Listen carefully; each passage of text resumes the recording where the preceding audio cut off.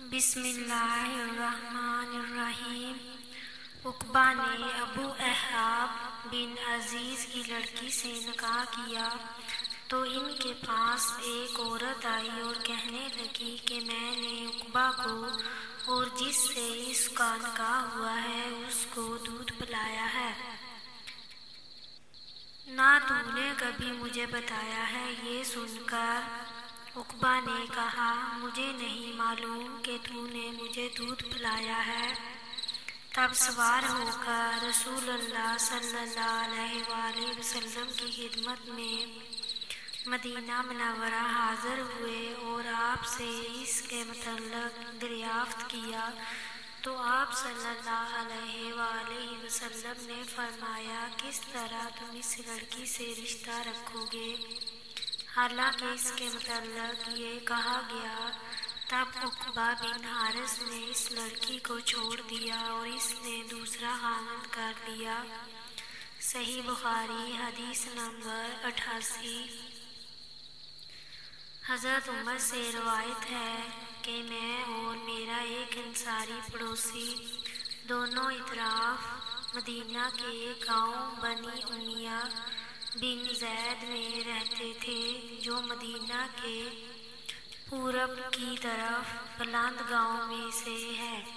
ہم دونوں باری باری حضرت صلی اللہ علیہ وآلہ وسلم کی خدمت شریف میں حاضر ہوا کرتے تھے۔ ایک دن وہ آتا، ایک دن میں آتا، جس دن میں آتا اس دن کی وحی کی اور رسول اللہ صلی اللہ علیہ وآلہ وسلم کی فرمودہ دیگر باتوں کی اس کو خبر دے دیتا تھا، اور جب وہ آتا تو وہ بھی اسی طرح کرتا۔ تو ایک دن وہ میرا انصاری ساتھی اپنی باری کے روز حاضر خدمت ہوا۔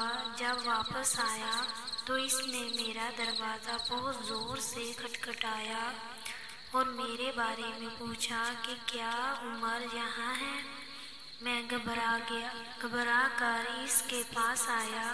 وہ کہنے لگا کہ ایک بڑا معاملہ پیش آ گیا ہے، یعنی رسول اللہ صلی اللہ علیہ وآلہ وسلم نے اپنی بیویوں کو طلاق دے دی ہے۔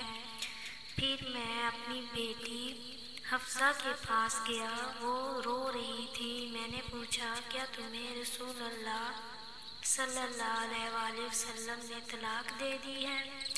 وہ کہنے لگی میں نہیں جانتی۔ پھر میں نبی کریم صلی اللہ علیہ وآلہ وسلم کی خدمت میں حاضر ہوا۔ میں نے کھڑے کھڑے کہا کہ کیا آپ صلی اللہ علیہ وآلہ وسلم نے اپنی بیویوں کو طلاق دے دی ہے؟ آپ نے فرمایا نہیں، یہ افواہ غلط ہے۔ تب میں نے تعجب سے کہا اللہ اکبر، اللہ بہت بڑا ہے۔ صحیح بخاری حدیث نمبر 89۔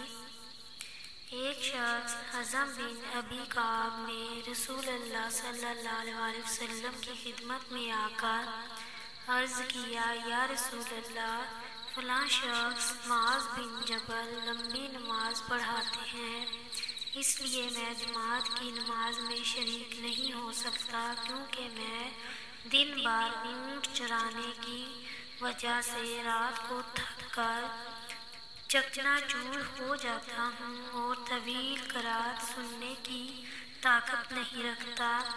ابو مسعود راوی کہتے ہیں کہ اس دن سے زیادہ میں نے کبھی رسول اللہ صلی اللہ علیہ وآلہ وسلم کو وعظ کے دوران اتنا غضبناک نہیں دیکھا۔